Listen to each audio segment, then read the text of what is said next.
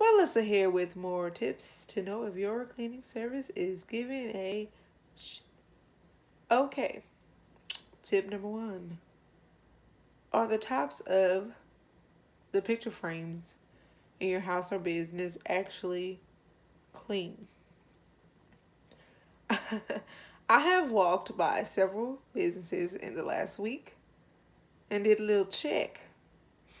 Dust, dust, dust.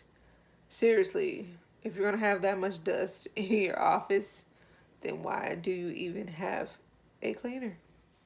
Tip number two. Are your counters actually sanitized? Anybody can go to the store and buy some Lysol and wipe down the counter. But are they really sanitized?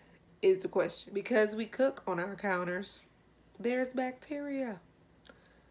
There's like 76 million cases of food poisoning, food related illness in the US yearly.